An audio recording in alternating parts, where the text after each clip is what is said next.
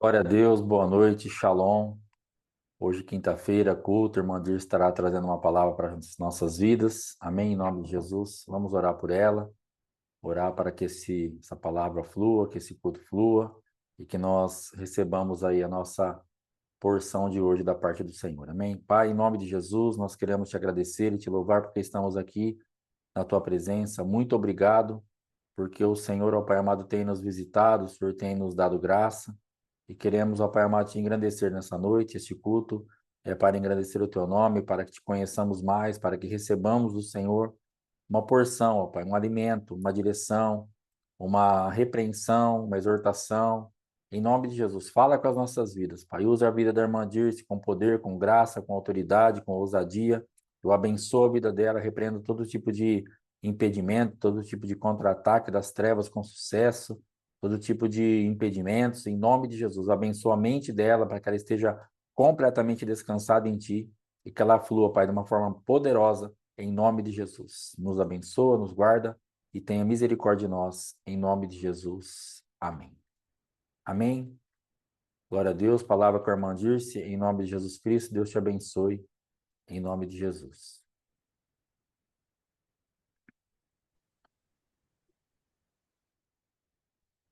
O som. Amém? Estão conseguindo me ouvir bem? Amém. Glória a Deus. Louvado seja o nome do Senhor, que tudo que for falado, né, seja inspirado pelo Espírito Santo de Deus e que venha direto da parte do Senhor para nós, a começar por mim, e que diminua eu e ele cresça. Porque tivemos os percalços hoje, durante o dia e antes de começar aqui, meu telefone desligou sozinho, meu computador travou. Então, aí nós vemos a força do braço, né? Se eu tivesse contando só com isso, não tivesse os irmãos para orar, né? Passei mal, uma coisa inesperada, uma coisa inexplicável. E aí vem tudo em cima da palavra que eu estudei hoje, né? Sobre ansiedade, um pouco sobre ansiedade, mas eu quero falar hoje sobre Atos, né? O livro de Atos, no capítulo 26, verso 13, que diz assim: Ao meio-dia, ó rei, vi no caminho uma luz do céu, que excedia o esplendor do sol, cuja claridade me envolveu a mim e aos que iam comigo. Isso aqui está falando do apóstolo Paulo, né? Antes dele ser apóstolo, ainda quando ele era Saulo, né? Saulo de Tarso, perseguidor dos cristãos, estava indo para conter alguns cristãos que estavam divulgando o nome de Jesus. E caindo nós por terra, ouvi uma voz que me falava em língua hebraica e dizia: Saulo, Saulo, por que me persegues? Dura coisa te é recalcitrar contra os aguilhões. Dura coisa é ir contra a vontade do Senhor e contra uma ponta aguda, um aguilhão, uma ponta aguda. E eu comecei a meditar nessa palavra e o Senhor me trouxe ela hoje. Eu fiquei durante toda a semana, mas hoje o Senhor me trouxe essa palavra. Eu tinha feito uma outra coisa e veio assim, ao meio-dia. E aí eu me lembrei do Salmo 91, da mortandade que assola ao meio-dia. Por que que tinha que ser ao meio-dia? Por que que Paulo, ele recebeu a luz, né, ao meio-dia, ó rei, indo eu, vi uma luz no céu, mais resplandecente que o sol. E isso moveu dentro de mim, me queimou, e eu comecei a pesquisar, e eu me lembrei do Salmo 91, não terás medo do terror noturno, Salmo 91, versos 5 e 6. Nem da seta que voa de dia, nem da peste que anda na escuridão, nem da mortandade que assola ao meio-dia. E quem era Paulo? Um matador de cristãos. Né? Ele dava ordens, assim como com Estevão. Né? As vestes de Estevão ficaram com ele, né? E quem era o sol do meio-dia naquela época? Apolo, né? Um deus grego, que era o deus do sol, das artes, da música, da medicina, né? Um deus muito cultuado também no Egito.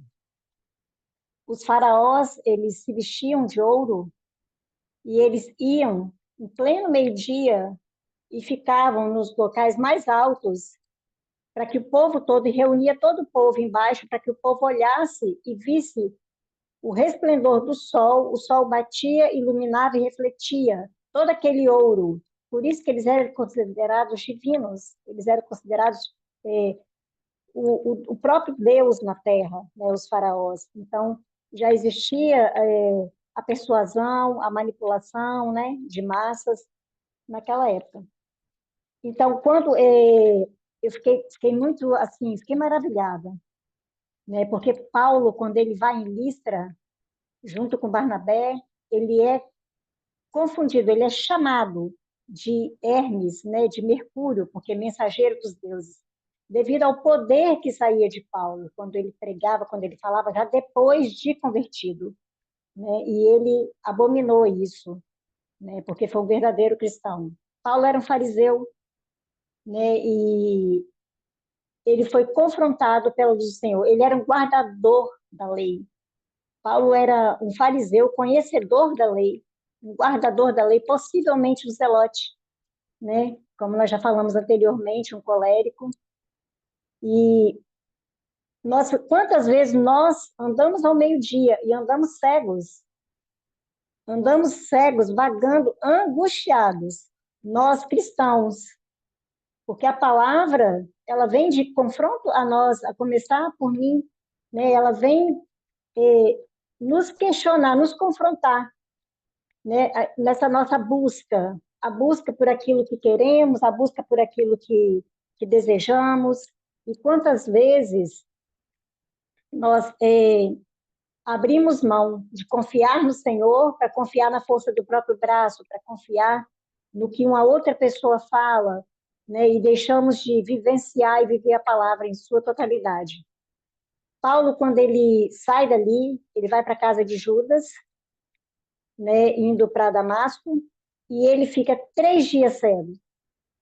3 dias, Paulo não comeu, não bebeu e não dormiu. Ele ficou em oração. Quando ele ouve a voz de Jesus e ele vê Jesus envolvido naquela luz mais resplandecente que o sol, né? Paulo era da época dos imperadores romanos. Então, Paulo ele já era cego, só que ele não sabia, né? Ele era cego espiritualmente. Depois precisou ele ficar cego fisicamente, para que o espírito dele voltasse, né, à vida, a enxergar. E ele foi criado aos pés de Gamaliel, né, um grande rabino do Sinédrio, que sabia e preservava a lei de Moisés. Então, 3 dias. Por que Paulo 3 dias cego? Né? Por que Paulo, uma, uma repetição, né?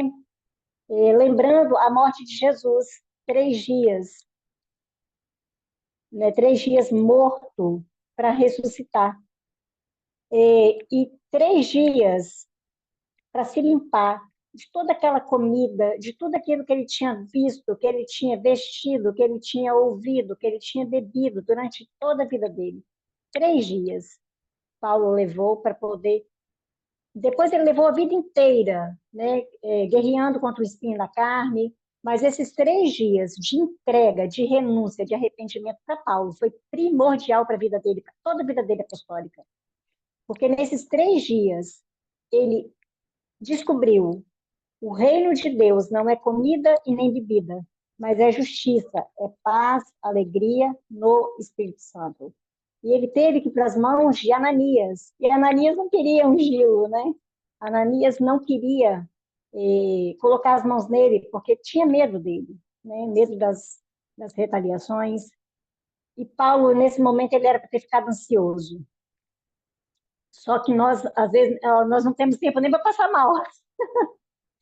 Nós temos que estar preparados a tal ponto de passar mal, pedir socorro, né? A sala de intercessão, pede socorro aos pastores, pede socorro à sala de intercessão, ora em espírito, ora em línguas, e começa a clamar, e ali você tem que se refazer, porque o tempo urge, e nós temos que estar prontos para remir esse tempo perdido, né? Um tempo que esvanece, um tempo que é como a névoa, que é como um sopro.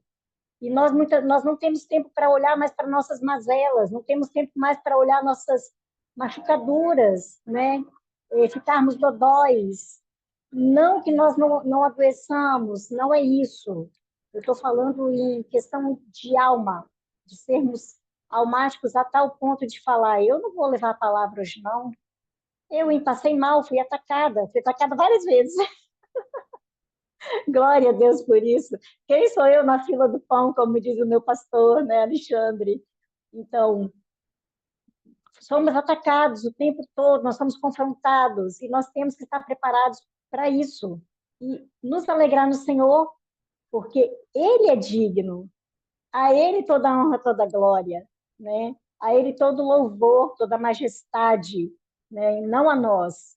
Então, eu sou só um instrumento. Então, Paulo, ele era para ter ficado irado, colérico, ansioso, né? Mas a ansiedade nos faz perder o foco. A ansiedade, ela tira a nossa visão de reino, de governo. E nós somos salvos, mas podemos não governar, porque nós perdemos a visão de reino quando nós estamos ansiosos. Quando nós paramos de olhar para o alvo, que é Cristo Jesus, nós perdemos a visão de governar, de sujeitar a terra, de dar ordens, de comando para as coisas. Nós focamos muito no outro, né? O que o outro vai pensar, o que o outro vê em mim, o que o outro. Não que nós não tenhamos, nós temos que amar o próximo, amar, né? Amar a Deus sobre todas as coisas, amar ao próximo. Mas o que a sociedade vai pensar? E quando nós nos desvinculamos disso, paramos de ver essas minúcias que nos faz perder tempo, essas raposinhas nas uvas, aí sim, quando nós temos esse autocontrole, não de nós mesmos, mas vindo do alto, puxando o céu para a terra, esse domínio próprio, né? Aí sim nós começamos a governar. Aí sim nós estamos no comando, né? Nós temos que estar no comando das nossas vidas, nós temos que controlar, nós temos que ter esse autocontrole, esse controle, não em nós mesmos, não no que aprendemos nos coaches da vida, nas frases feitas de Instagram, não. Aprendemos na palavra, não andeis ansiosos por coisa alguma, né? É por nada, é por nada. Todas as coisas estão sob o controle do Senhor. Ah, Deus ainda está no controle, ele nunca saiu do controle, né?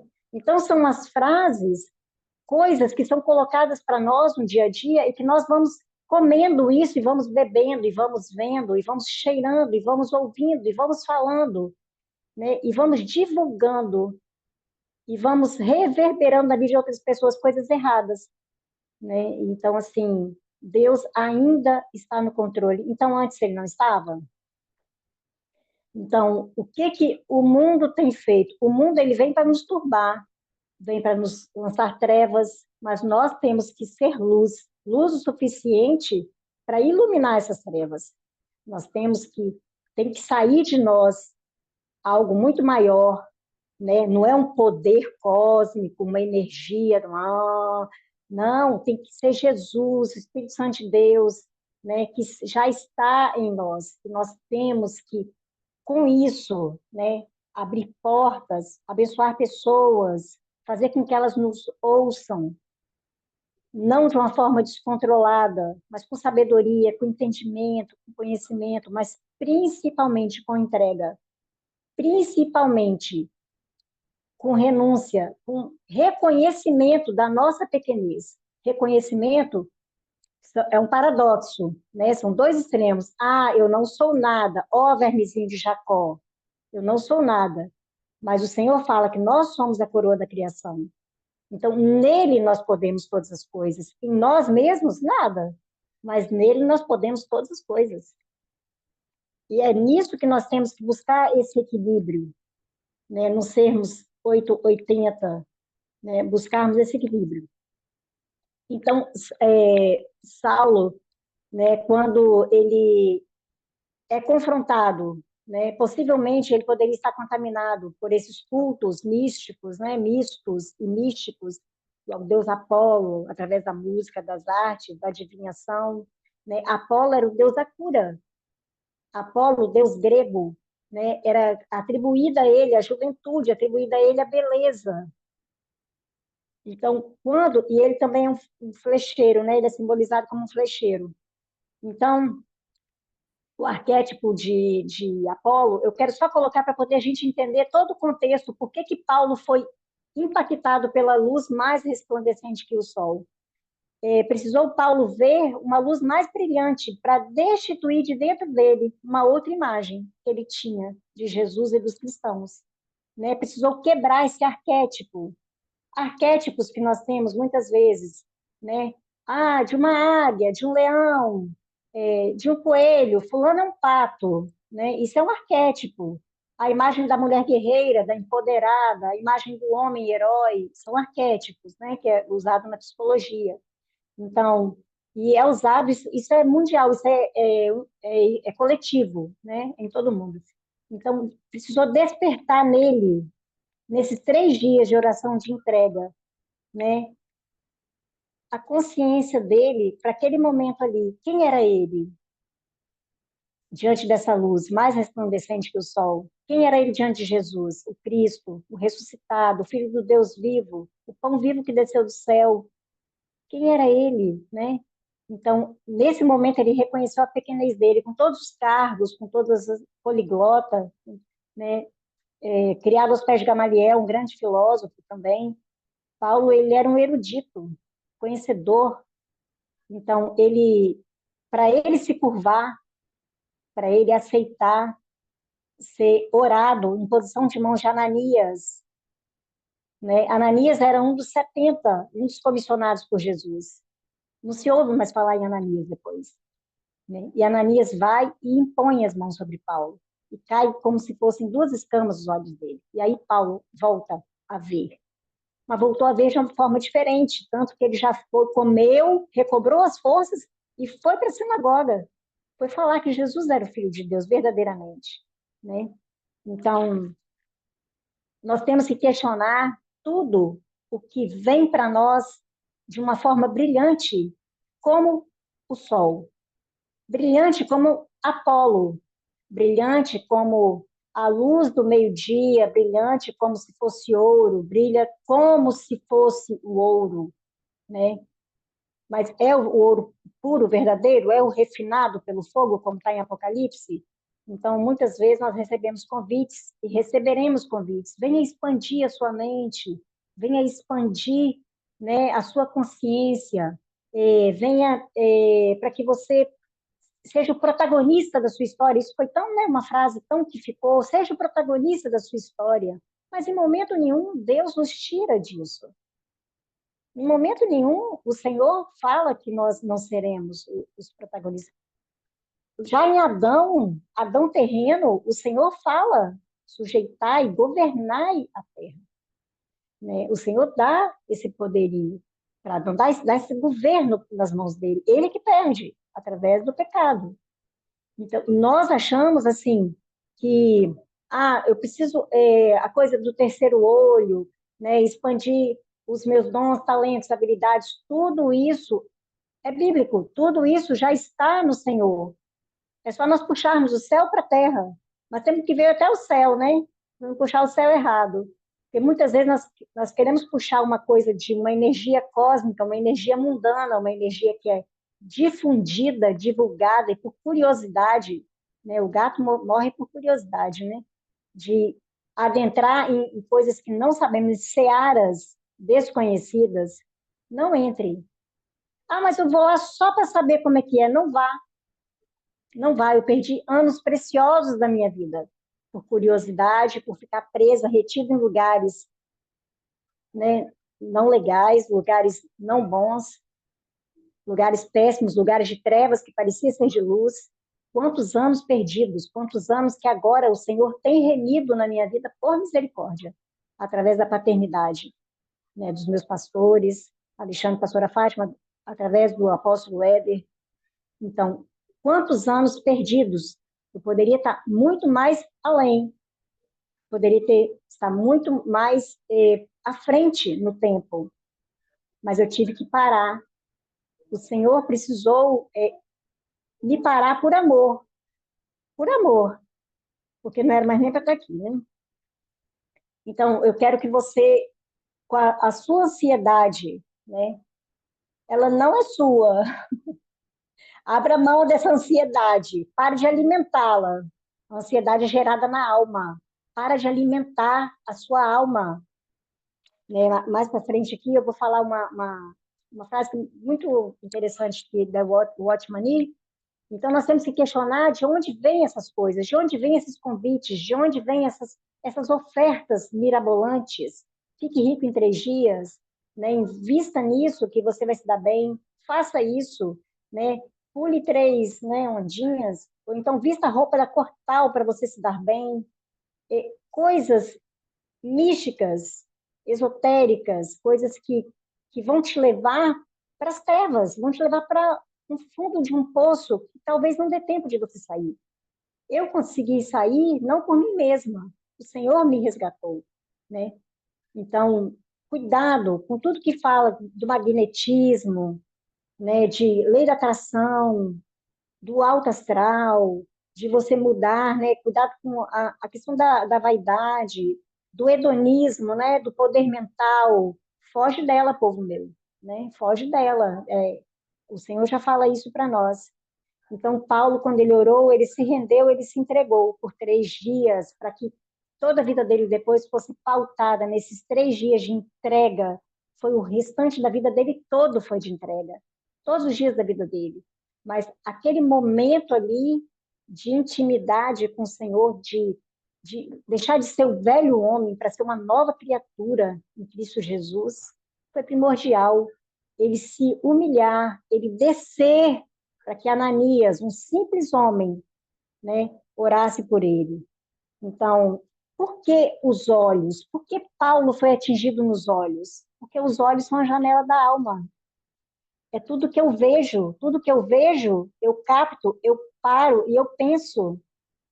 E dali do pensamento que vai ser tirado as conclusões depois. Do pensamento esse pensamento vai gerar escolhas, vai gerar o meu comportamento através do que eu vejo.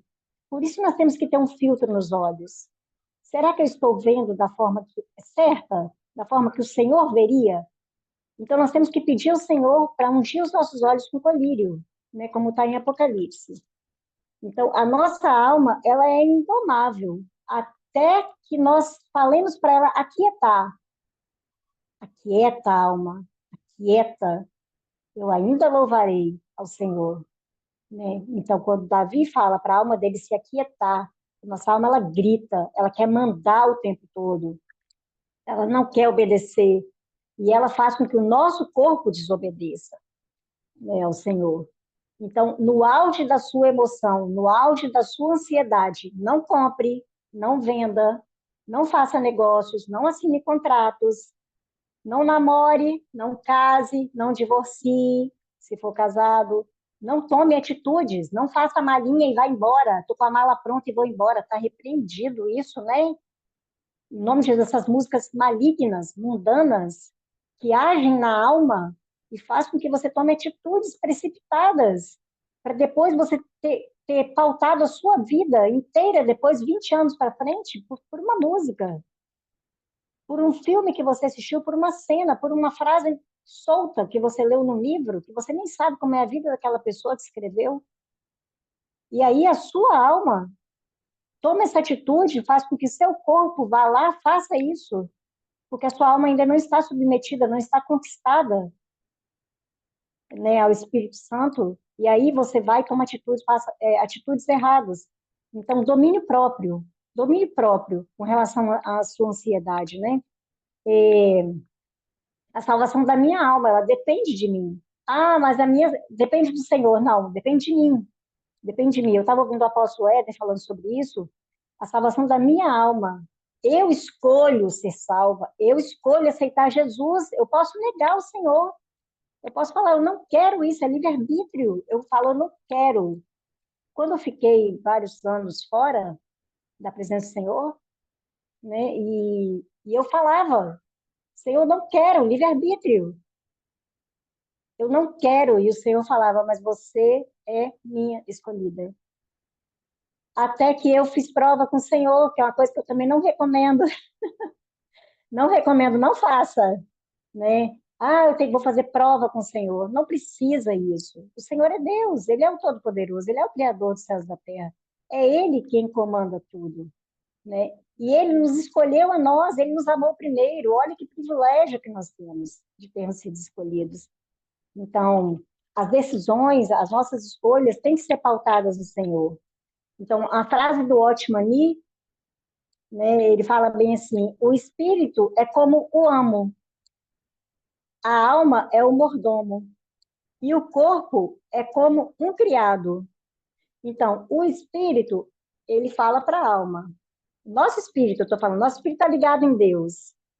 Fala para a nossa alma. Se a nossa alma não está submetida, se ela não é alimentada da maneira certa, da forma correta, alimentada com a palavra, contida, domínio próprio, mansidão, longanimidade, ela vai dar ordem para o nosso corpo, ordens erradas, porque o dono, né, da casa, quem manda, às vezes quem chega na porta, quem é que atende? Estou falando num grande casarão, um mordomo atende.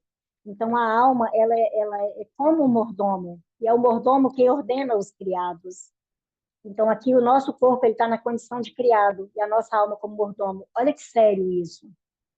Olha o poder que emana disso. Então por isso que nós temos que prestar muita atenção como nós estamos agindo. Estamos agindo de uma forma almática? Estamos birrentos no Senhor? Birrentos porque não conseguimos aquela bênção? Nós só vamos adorar o Senhor e agradecer se conseguirmos a bênção. É condicional, é se conseguir a bênção, eu adoro o Senhor. Se eu conseguir a bênção, eu oferto. Se eu conseguir a bênção, eu vou. Então, nós temos que parar para pensar muito nisso, porque nós estamos numa época do hedonismo, já existia desde aquela época. O que que é o hedonismo? Né? Hedonismo, ele é a doutrina determinada pelo prazer, né? O prazer como um bem supremo. Então, eu gosto disso, eu mereço isso, eu preciso disso para viver, eu preciso me distrair, eu preciso me satisfazer. Então, cuidado com o hedonismo, porque isso tem adentrado também nas nossas igrejas, né? Em muitas igrejas, nas nossas não, graças a Deus, né? Louvado seja o nome do Senhor, que o Senhor tem aberto os nossos olhos, tem colocado o colírio santo, tem trocado as nossas vestes, para que não tenhamos nossa nudez, né, exposta, e tem nos dado ouro refinado, o ouro puro. Então, louvado seja o nome do Senhor. Cuidado com o hedonismo. Cuidado com o que é ditado pelo mundo e é ouvido por nós. E muitas vezes nós recebemos essa transmissão através dos sentidos. Recebemos isso através dos nossos olhos, que é a janela da alma, através dos nossos ouvidos, através das músicas que ouvimos, das frequências. Nem todo lugar que nós estamos podemos ir lá e desligar a música, né? Mas nós podemos colocar o capacete da salvação, nós podemos nos blindar dessas músicas, nós podemos falar, Senhor, não deixa isso ir para o meu coração, não deixa isso me afetar, não deixa isso me mexer comigo a tal ponto de mudar o meu comportamento. Através do cheiro, né, quem tem memória olfativa, de sentir um perfume e lembrar de uma situação, através da nossa boca, do que falamos, do que comemos, né? Nós somos o que falamos e o que comemos. Então, o hedonismo é um estilo de vida. E Paulo, quando ele foi tratado, naqueles dias, que ele foi tratado entre ele e o Senhor e Ananias, né, ele foi sendo lavado disso tudo. Ele foi sendo tirado daquele poderio humano maligno, né, o poder do braço, o poder da força, o poder do mando e do comando, porque ele era um comandante, né? Então, Deus nos coloca para governar, para reinar, né? E Apocalipse 3:18 quando ele fala para a igreja de Laodiceia, né? Jesus fala para a igreja de Laodiceia, a igreja rica, uma igreja que tinha de tudo, né? Aconselho que de mim compres ouro provado no fogo, para que te enriqueças, vestes brancas para cobrir a tua nudez, colírio para ungir e poder enxergar. E aí eu voltei a Paulo, falei, que tremendo isso, a Bíblia não tem nada aleatório. Porque Paulo foi atingido nos olhos, porque ele precisava do colírio santo, para que ele pudesse enxergar a verdadeira luz. Ele estava confundido, e ele não percebia isso, devido à correria do dia a dia. Quantos de nós estamos na correria do dia a dia? Para trabalhar, quantos aqui levantam muito cedo, dormem muito tarde, não tem tempo, às vezes, para poder se dedicar.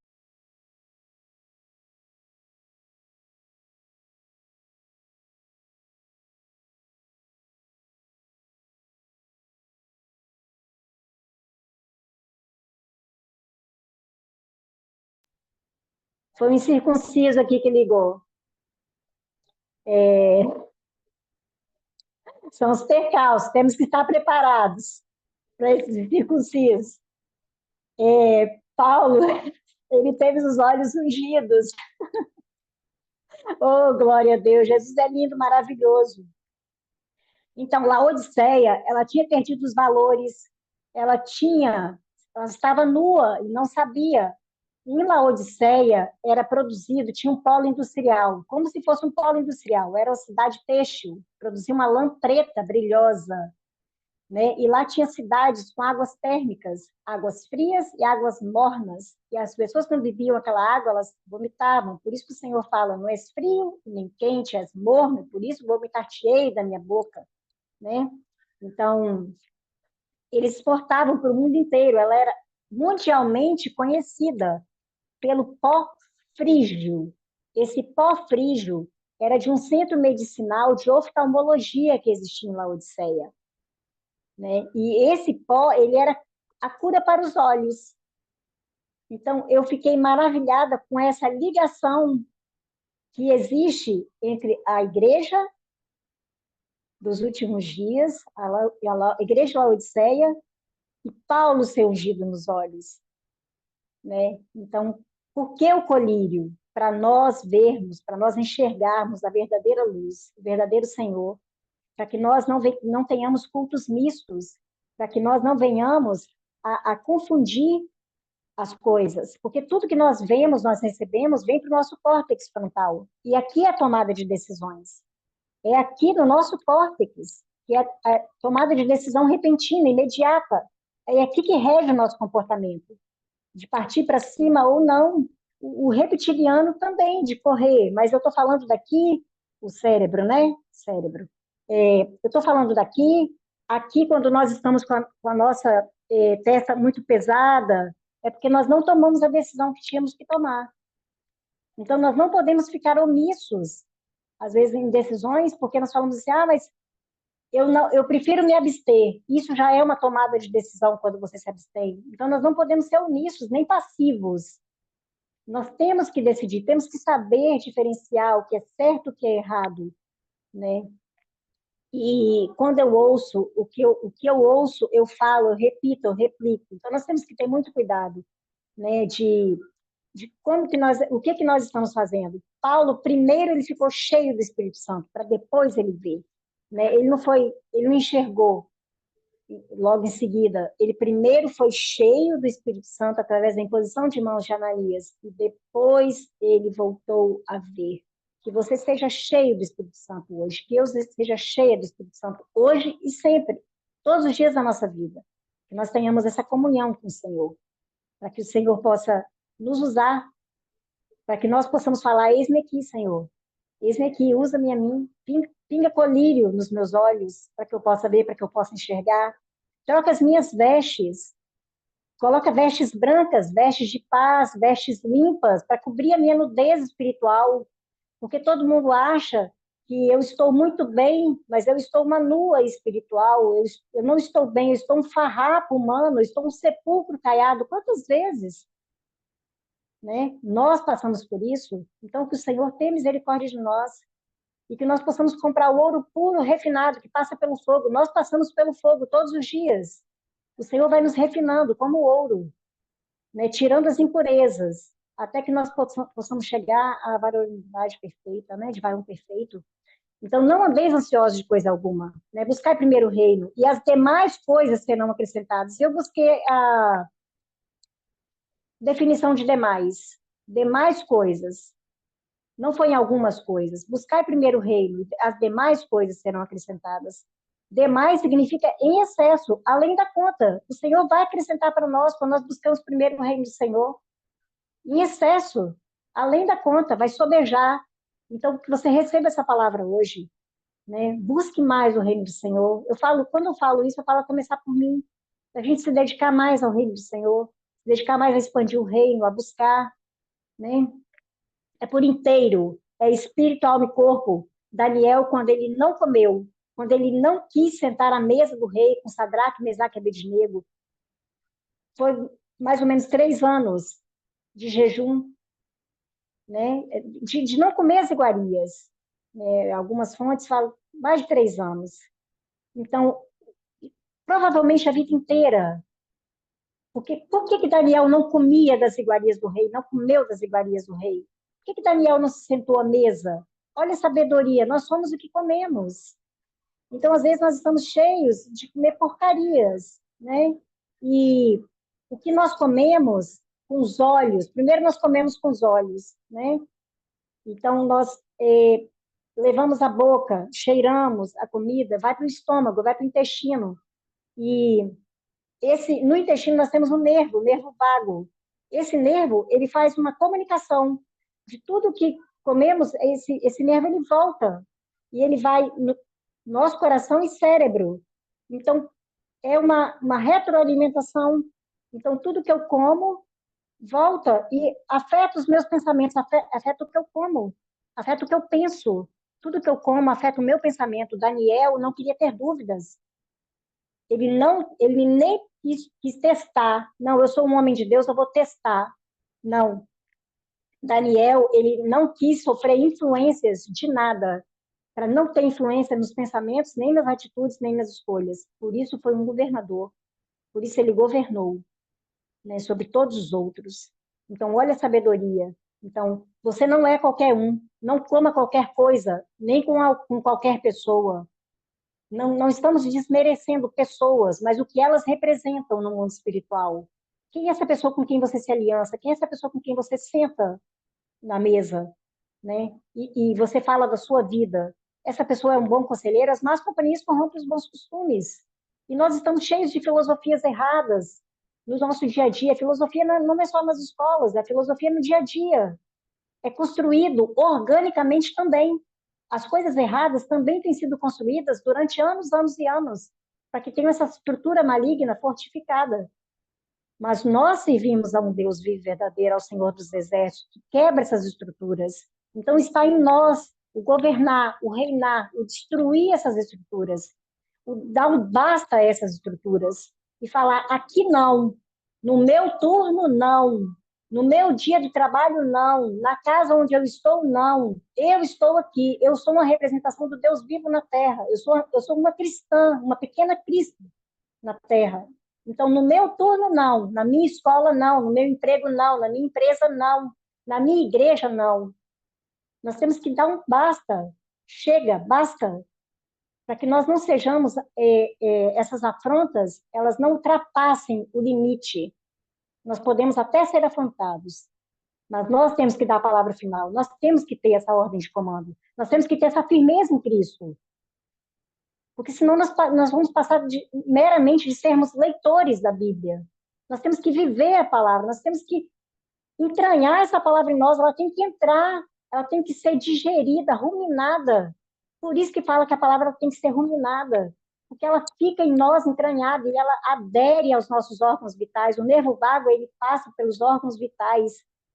Então, nós precisamos disso, para que as influências do mundo, ele não nos atinja, para que nós possamos cumprir o mandamento: amarás o Senhor teu Deus de todo o teu coração, de toda a tua alma, de todo o teu pensamento. Então, é essa palavra que eu quero deixar para nós hoje. Não andeis ansiosos de coisa alguma. Salmo 37:5. Entrega o teu caminho ao Senhor, confia nele, e o mais, e o, em excesso, ele nos dará.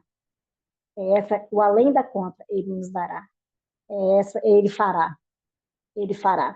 E essa palavra que eu quero deixar para nós hoje, que você seja poderosamente abençoado, você e toda a sua casa e toda a sua parentela, que possamos falar como Josué. Nós e nossa casa servimos ao Senhor e serviremos ao Senhor. Que você tenha uma noite maravilhosa na presença, cheia de experiências lindas, profundas com o Senhor. Em nome de Jesus, eu te abençoo. Em nome de Jesus. Amém. Shalom, shalom. Glória a Deus. Shalom, shalom. Amém. Irmãos, graças a Deus por essa palavra. Eu anotei algumas coisas aqui. Ansiedade tira a visão de governo. Então, a ansiedade ela vai tirar a visão de governo, por quê?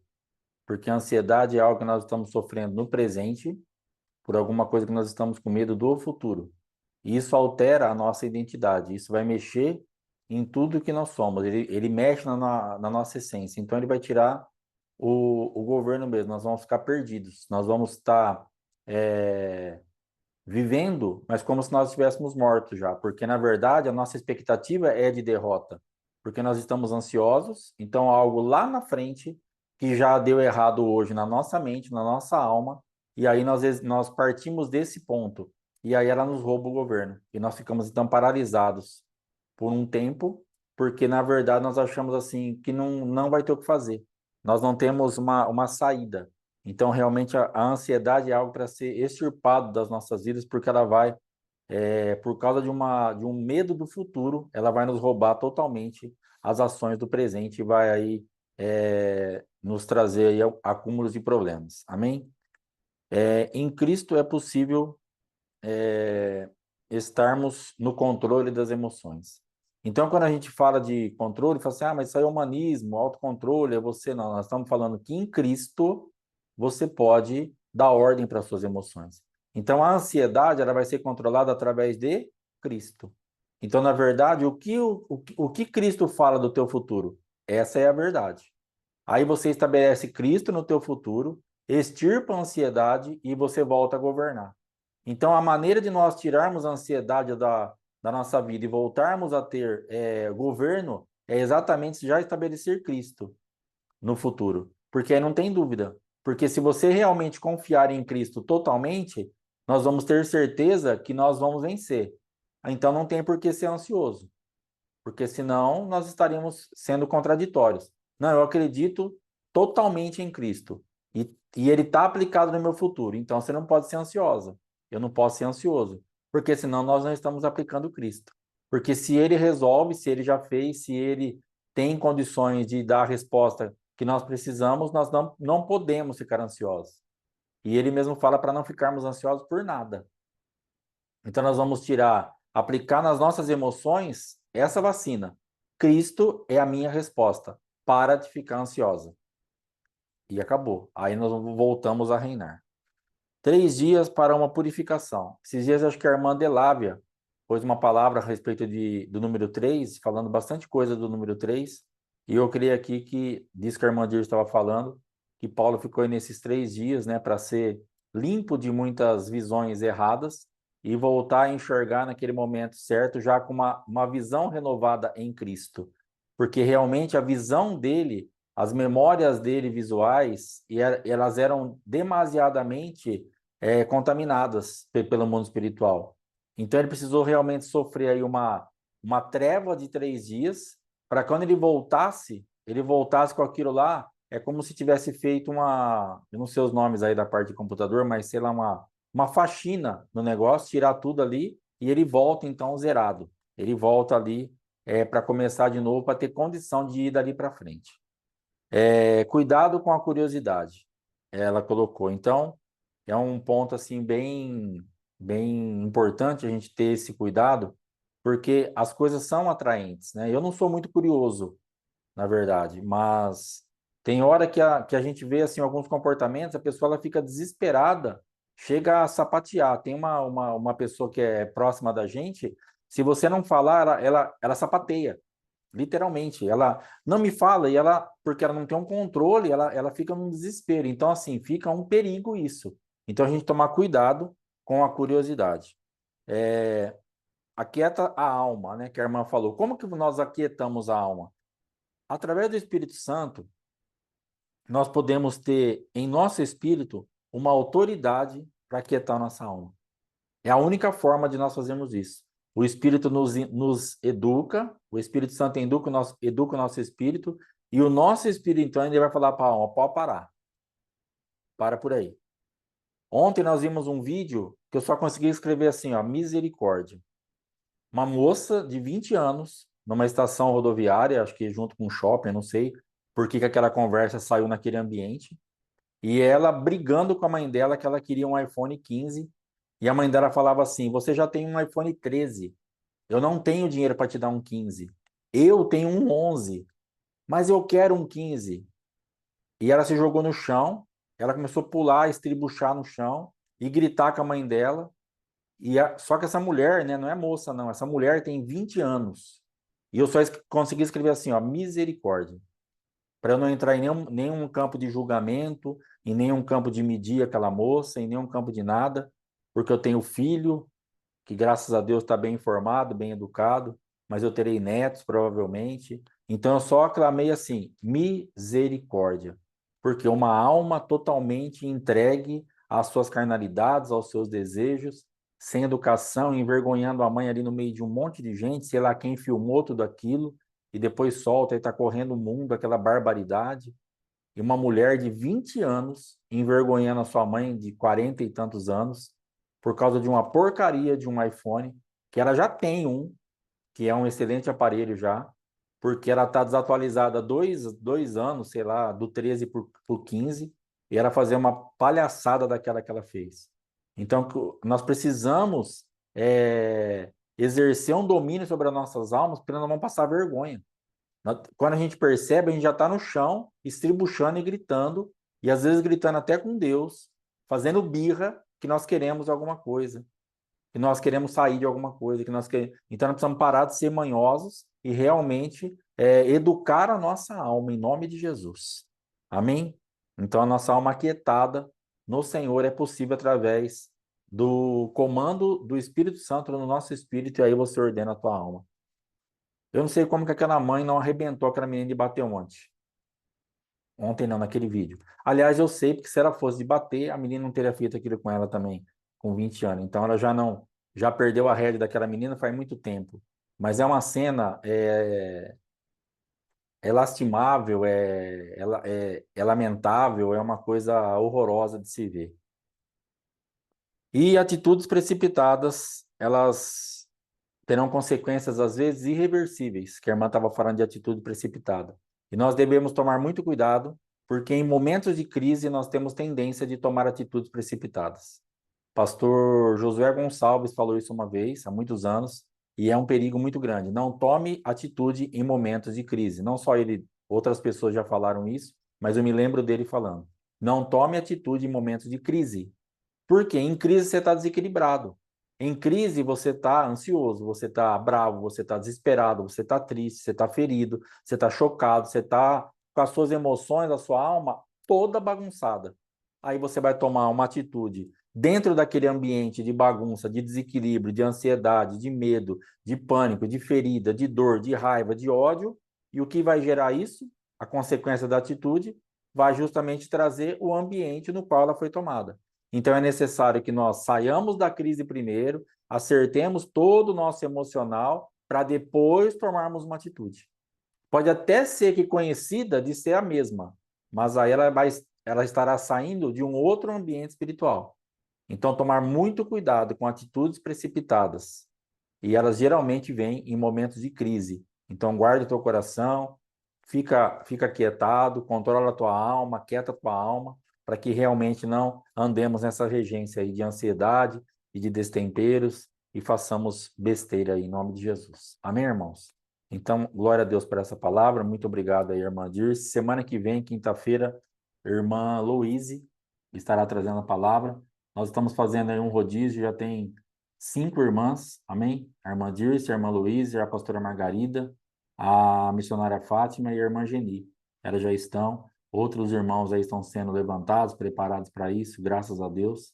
Então, ore por esses irmãos, abençoe a vida delas, em nome de Jesus, para que tenha aí um revestimento da parte do Senhor para trazer palavra, alimento para nossas vidas, e que o Senhor guarde a família, a casa. Não deixe de orar por essas irmãs em nome de Jesus. Amém? Deus te abençoe. Amanhã, às 7h15, Oséias. Depois, 8h30, nós estaremos lá no canal do Apóstolo. Então, ore por nós também por essa empreitada aí. Que Deus te abençoe e te guarde. Uma boa noite. Shalom, shalom.